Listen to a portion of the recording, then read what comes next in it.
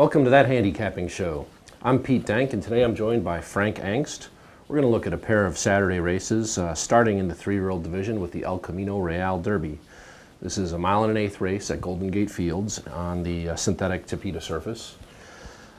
Frank, when I first looked at the race, my immediate question was, will the Southern California class just be too much for the local horses? Because I do think there's some interesting local horses in this race.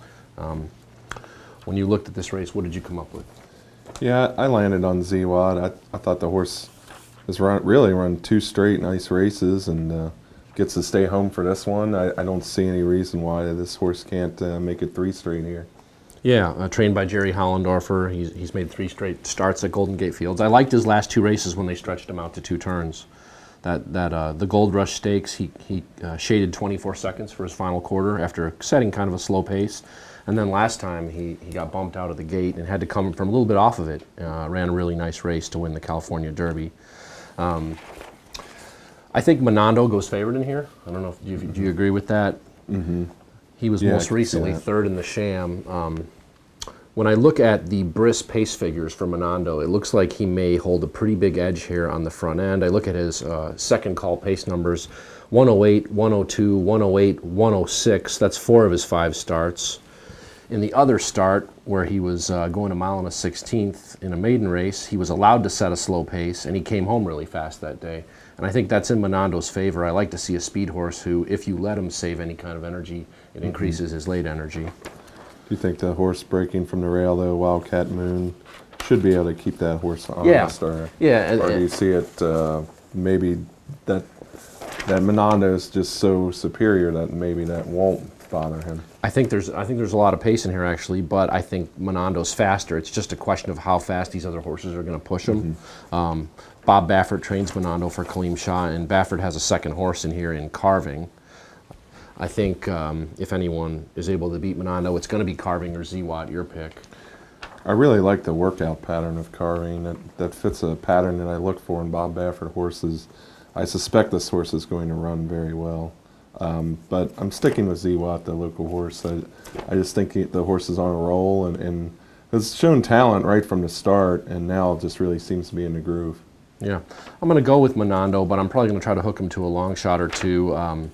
One other horse to mention, Dice Flavor, will be making his first start on a synthetic surface, and I think he's one that could possibly take advantage if the pace gets hot up front. I don't think it's a great betting race. It is worth 10 Kentucky Derby points, and we'll see what comes out of here. Now, moving on to the older horse division, we're also going to analyze the Diarmida Stakes at Gulfstream Park. This is a Grade 2 turf race going 1 3/8 for older horses, and drew a nice 10-horse field. Not much filler in this race. Yeah, I mean, you can make a case for quite a few of the horses in here, so that always makes for a fun race to handicap for sure. News Dad really impressed me with his final start of the year last year in the Fayette Stakes.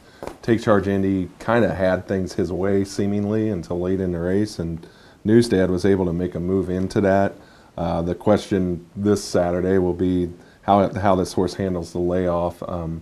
But looking back, he's raced well. Actually, the Fayette was off a layoff. I mean, granted, it was a poly-track race, but still, it answered the layoff question.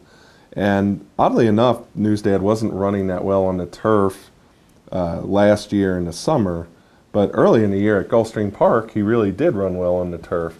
So I think that's in his favor as well, returning to a course that I think he likes. Yeah, I think the Fayette, 9 furlongs on the polytrack, that actually might have been the best race News Dad's ever run. But, you look at his turf form, 6 races at Gulfstream. He's got 3 wins, a second, and 2 shows. So he's never out of the money at Gulfstream. There aren't a lot of holes in News Dad. The layoff is one that you mentioned.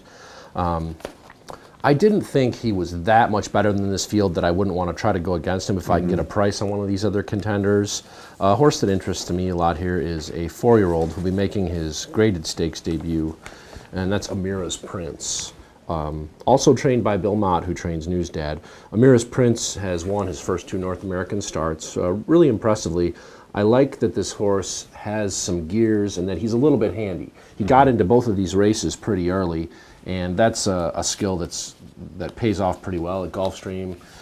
It's the type of horse that I think John Velasquez excels with too, and obviously he's rode this horse twice and won both times, so it's a very good fit there.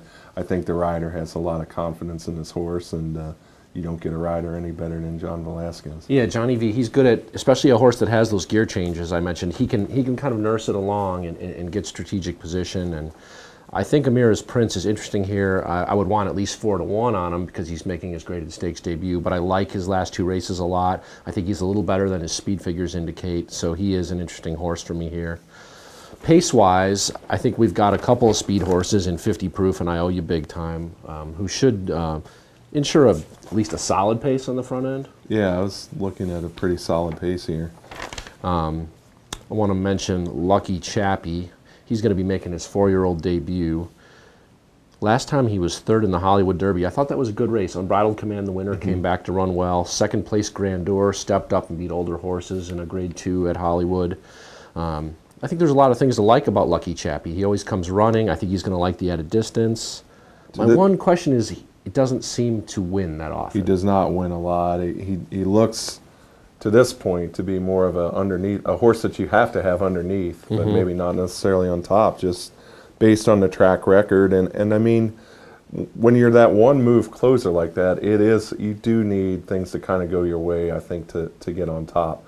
So I don't think it's really a knock on the horse. I think if the opportunity presents himself, he is going to get up one of these days, but it's, in terms of a betting proposition, it's hard to pick what day that's going to happen. All right, I'm going to go with Amira's Prince. Are you playing Newsdad here? I like Newsdad in this race. Excellent. All right, we'd like to thank Briss for the PPs and say good luck to everybody at the races this weekend.